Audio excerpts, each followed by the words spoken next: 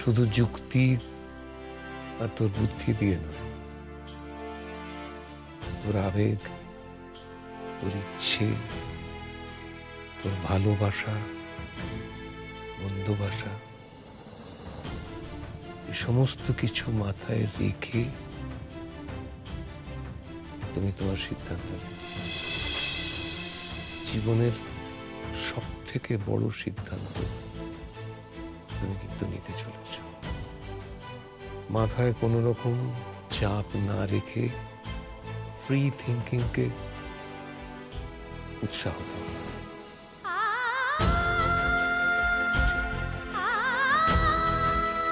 যেতে সময় লাগবে তো, ভাব, নতুন করে ভাব, একেবারে কোনো রকম ভার মাথায় না রেখে।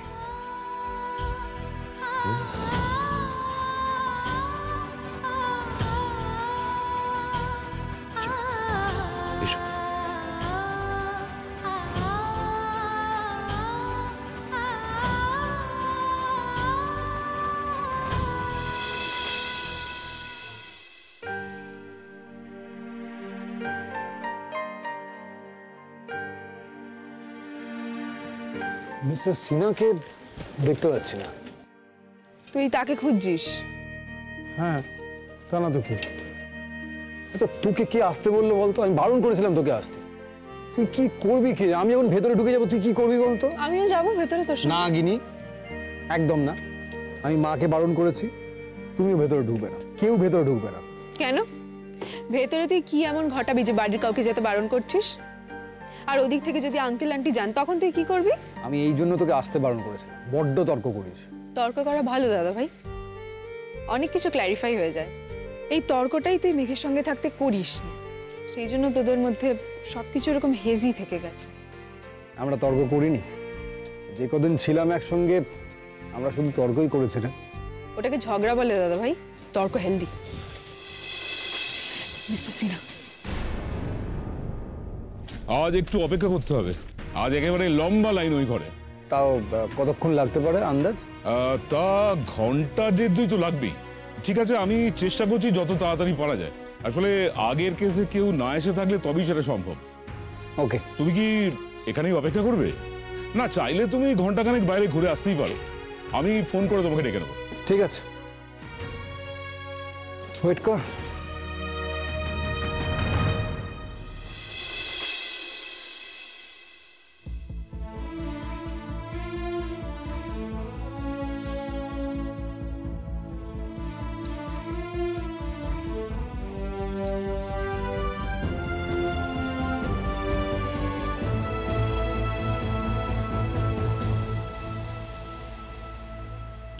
জানি কার ইচ্ছে মতো কে মরে কে বাঁচে, কে জানে কার প্রাণ ভোমরা অন্য কারো কাছে, কে হয়েছে ব্যথার মনন অন্য কারো জ্বরে, আলো দিতে ফুরিয়ে গেল নিঝুম অন্ধকারে।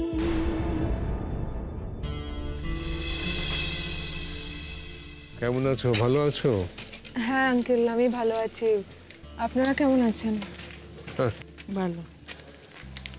সেদিন তাড়াহুড়োতে অনেক লোকের মাঝখানে তোমাকে ধন্যবাদটা দেওয়া হয়নি। আঙ্কেল প্লিজ এভাবে লজ্জা দেবেন না আমাকে। আমি তো আগেই আপনাকে বলেছি আমি ধন্যবাদ পাওয়ার মতো কিচ্ছু করিনি। আমি আমার জীবনটার জন্য যার কাছে কৃতজ্ঞ তার জন্য তো এটুকু আমি করতেই পারি।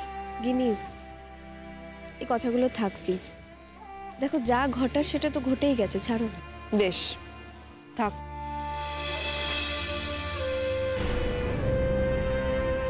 হ্যাঁ, নীল কোথায়? এক্ষুনি তো এখানেই ছিল আমার সাথে। এখানে কোথায় গেল?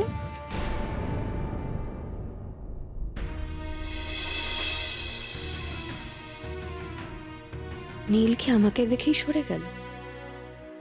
ওকে আমায় অ্যাভয়েড করতে চাইছে? আশ্চর্য তো, আমি বা ওকে কেন খুঁজছি? আজ তো সবকিছু শেষ হয়ে যাবে আমার জীবনে। নীলের জীবনে আমি সব। আচ্ছা, আমার যে এই নীলকে দেখতে ইচ্ছে করছে এটা কি স্বাভাবিক, নাকি আমাদের সেই নিষিদ্ধ সম্পর্কের প্রতি টান? কে জানে, আমাদের নিজেদের মনেই যে কি থাকে।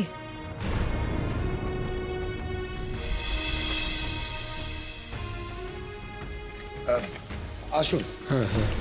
চলো আমরা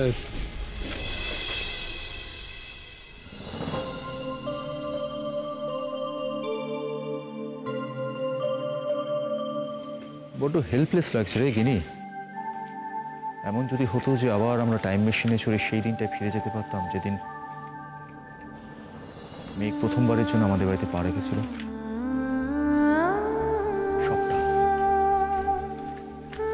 সবটা আবার অন্যরকম করে দেওয়া যেতে রে।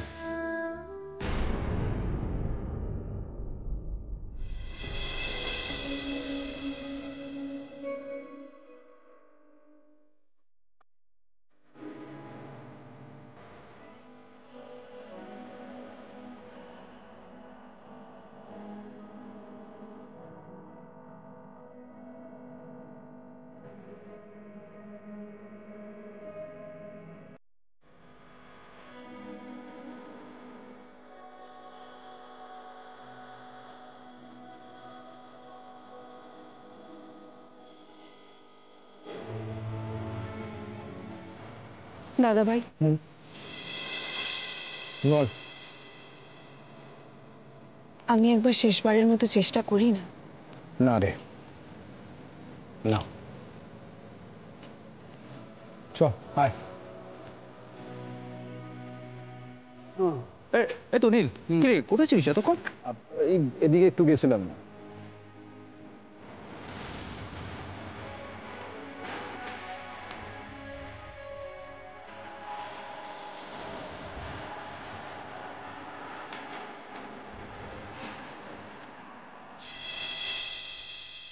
এক মিনিট। হ্যাঁ বলুন। না না, আসলে এখানে আরো কয়েকটা কেস আছে, তারপর আমাদেরটা। হ্যাঁ, আমি এদিকটা মিটিয়ে নিই, আমি আপনার ওখানে চলে যাব। আপনি কিছু চিন্তা করবেন না, আমি গিয়ে সব সাইন করে দেবো। না না, ঘাবড়াবেন না, আমি আপনাকে বিপদে ফেলবো না। না, যেটা হচ্ছে সেটা ঠিকই হচ্ছে, উল্টোটা হলেই বরং ভুল হবে। এটাই best for both of us. Yeah.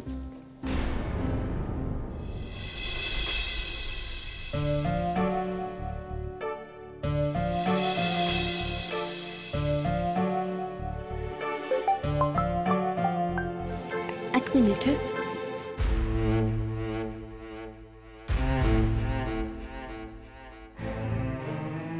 Hello. হ্যাঁ দাদা, আমি তো আপনাকে বললাম আমি অনুষ্ঠান করছি না। হ্যাঁ, আপনাকে বললাম না, না করছি না। দাদা কেন করছি না সেটা তো আমি আপনার সঙ্গে আলোচনা করব না। আমি এখন কোনো অনুষ্ঠান করছি না। নমস্কার।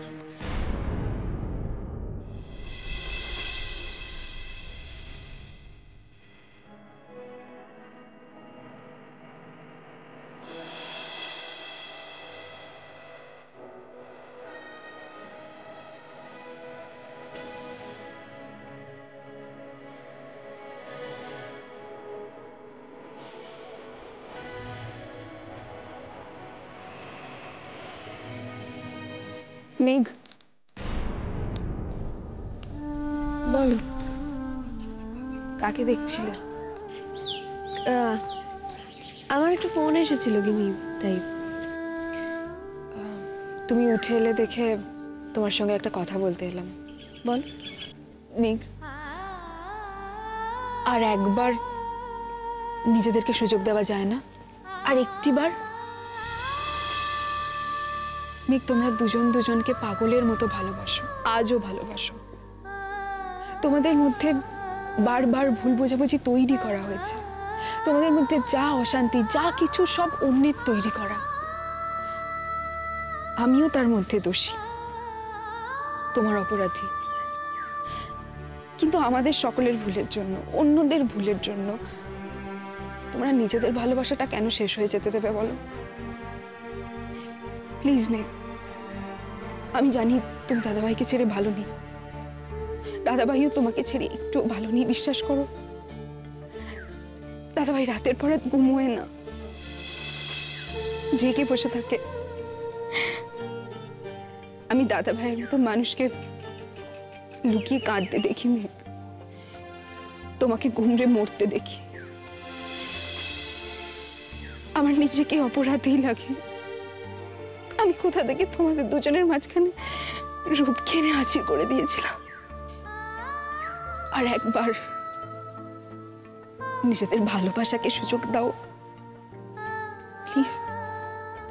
এখনো কিছু বলবে না মেঘ? আর চুপ করে থাকলে তো সবকিছু শেষ হয়ে যাবে এবার। কিনি, আমাদের বোধহয় ভেতরে যাবার সময় হয়ে গেছে, ওই লয়ার ডাকতে এসেছে। আমার কথাটা প্লিজ মনে রেখো। বলছি কাগজপত্র সব জমা পড়ে গেছে, আর একটু পরেই কোর্টে ডাকবে। আমরা তাহলে যাই ভেতরে। না, একদম না। আমি বলেছি না তোমরা কেউ ভেতরে যাবে না। হ্যাঁ এই তো মেঘ, বলছি যা যা বলেছি সব মনে আছে তো? হ্যাঁ। আপনি স্টেডি তো? না, যদি মনে হয় আপনার আরো ভাবার জন্য সময় দরকার, তাহলে আপনি কোর্টের কাছে জানাতে পারেন। আমার ভাবা হয়ে গেছে। এসো। আমরা না, আপনাদের ভেতরে অ্যালাউ করবে না আর।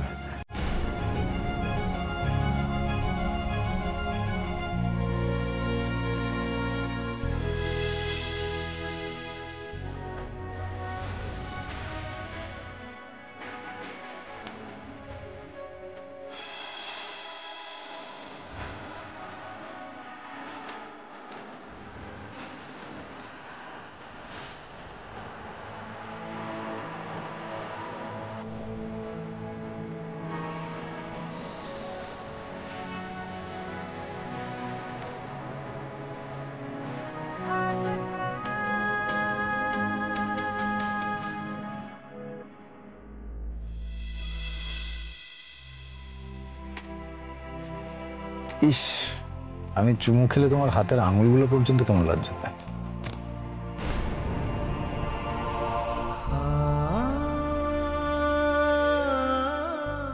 এর আগের হিয়ারিং ডেটটায় আপনারা অ্যাবসেন্ট ছিলেন, সেটা কেন? হ্যাঁ, সরি। আরে ওকে মিস্টার গাঙ্গুলি, কোর্টে বসে আপনি এভাবে আনমাইন্ডফুল হয়ে রয়েছেন। না না, আমি এই জন্যই জিজ্ঞেস করছি, ফিজিক্যালি মেন্টালি আপনি ফিট কন্ডিশনে আছেন তো? Yes yes your honour, I am extremely sorry. Okay, I repeat, আগের হিয়ারিং ডেটটায় আপনারা দুজনে অ্যাবসেন্ট ছিলেন, কেন? আসলে সেদিন আমাদের একটি পারিবারিক সমস্যা। আসলে সেটা আমার কারণেই, মানে আমার জন্যই। একটাই ঘটনার দুটো আলাদা আলাদা আসল? একটা আপনার আর একটা আপনার। Your honour, let me explain. Sorry mister Sinha, আমি আপনাকে একটু ইন্টারাপ্ট করছি। ইওর অনার, সেদিনকে যা কিছু হয়েছিল আমার কারণে হয়েছিল। আমি খুব বাজেভাবে মেঘকে ডিস্টার্ব করেছিলাম, আমি ডিলে করিয়ে দিয়েছিলাম। সেই জন্যই সেদিনকে কোনো কাজ হয়নি। মেঘ যদিও পরে এসেছিল কোর্টে, কিন্তু তখন অনেক দেরি হয়ে যায়। I apologise, I am sorry. আমি সেদিনকে খুব প্যাথেটিক বিহেভ করেছিলাম।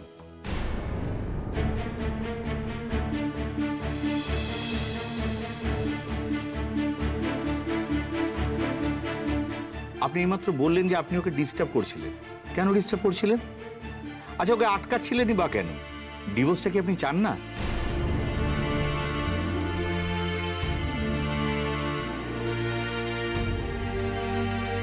চাই, অবশ্যই চাই। আচ্ছা, আপনি ডিভোর্সটা চান, আবার ওকে কোর্টে আসবার জন্য আটকেও ছিলেন।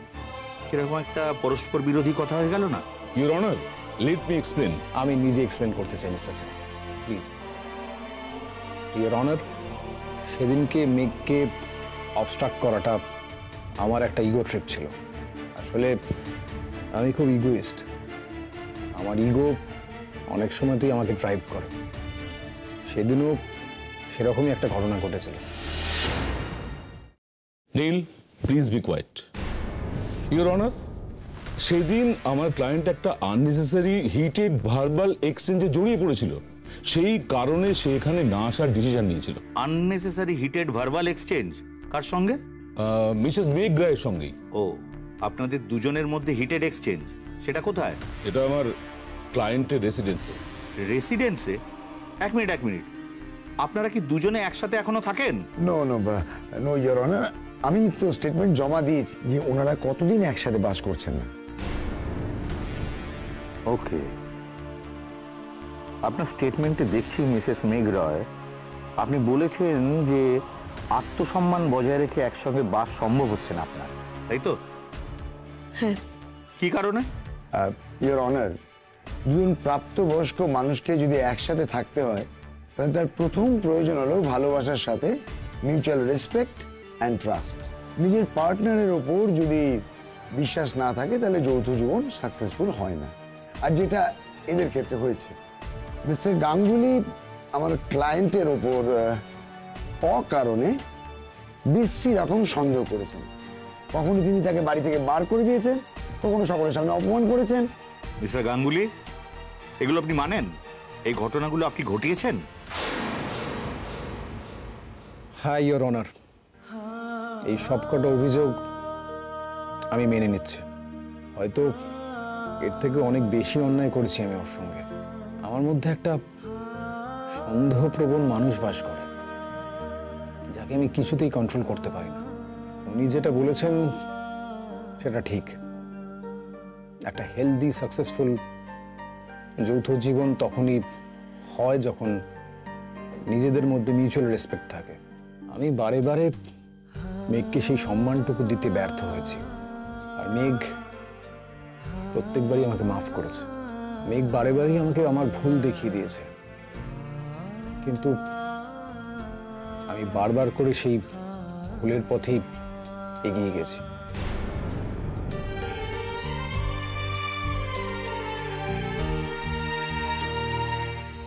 আমি নিজে মেঘের জীবনে বারবার অশান্তি ডেকে এনেছি। মেঘ কিন্তু একবারের জন্য আমাকে অসম্মান করেনি, অপমান করেনি বা অবিশ্বাসও করেনি কখনো। ইওর অনার, মেঘের অনেক সম্ভাবনা রয়েছে। ওর গানের জগৎ, ওর একাডেমিক জগৎ, সব জায়গাতেই মেঘের অনেক কিছু দেওয়ার আছে। অনেক অনেক সাফল্যের চূড়া ওর ছোঁয়ার আছে। কিন্তু আমি যদি ওর জীবনে থাকি তাহলে আমি আমার ইগো দিয়ে, আমার অযোগ্যতা দিয়ে ওর জীবন দুর্বিষহ করে তুলব, যেটা আমি আর চাই না। আমি মেঘের জীবনে আর রাহুর মতো থাকতে চাই না। ওর জীবন ওর যোগ্যতায় আলোকিত হোক, সেখানে আমি আমার ক্ষুদ্রতা বা আমার মিননেস নিয়ে কোনো কালো ছায়া হয়ে থাকতে চাই না। আমার সন্দেহের বিষ যেন ওর জীবনে আর না পড়ে। ইওর অনার, আমি স্বীকার করে নিচ্ছি আমার দায়িত্ব জ্ঞানহীন আচরণ মেঘকে চরম সর্বনাশের দিকে ঠেলেছিল, ওর মৃত্যুর দিকে। ওই ভয়াবহতার দিনগুলো ভুলে গিয়ে মেঘ যেন ওর সাফল্যের দিকে এগিয়ে যায়। মিসেস মেঘ রয়, এই বক্তব্যের পরিপ্রেক্ষিতে আপনার কিছু বলার আছে? হ্যাঁ, বলার মানে বলুন।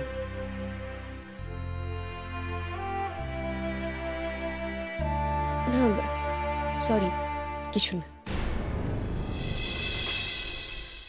একটা ডকুমেন্ট কিন্তু আপনাদের দুজনের তরফ থেকে জমা পড়েনি। বিয়ের কার্ড আপনারা পেপারের সঙ্গে জমা করেন। এটা কি ওভারলুকড হয়েছে না অন্য কোনো স্পেসিফিক কারণ আছে? বিয়ের ছবি আছে, সোশ্যাল ম্যারেজের প্রায় 1 মাস পরে শৈশাবুদ, কিন্তু বিয়ের কার্ড নেই। আপনারা কি বিয়ের কার্ড ছাপাননি? না, আমাদের বিয়ের কোনো কার্ড নেই। Any specific reason?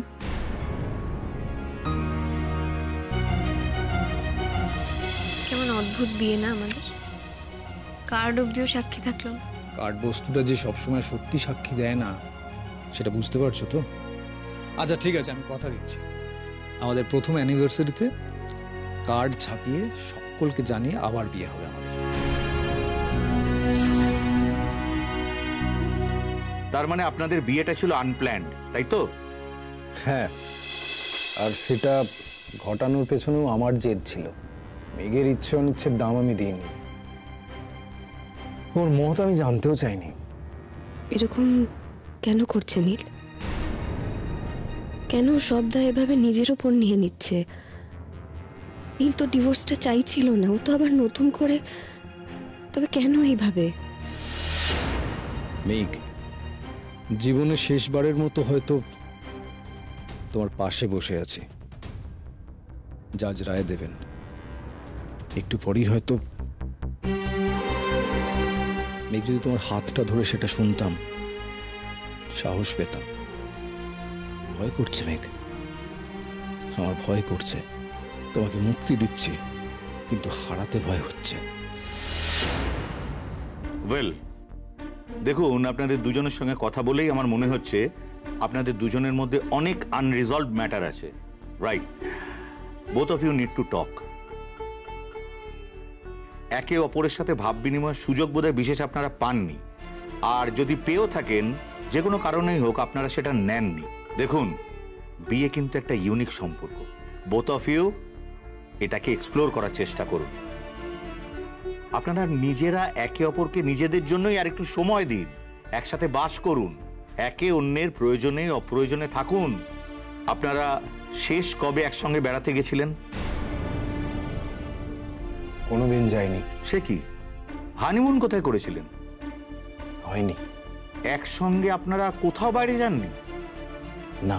যান, একসঙ্গে দুজনে কোনো অচেনা জায়গায় যান, একসঙ্গে সময় কাটান, একে অন্যকে চেনার চেষ্টা করুন, নিজেদের বোঝার চেষ্টা করুন, একে অন্যকে সময় দিন।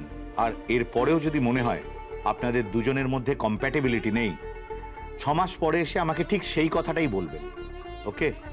ডিভোর্স গ্রান্টেড হয়ে যাবে। আমি 6 মাস পরের তারিখ দিচ্ছি আপনাদের।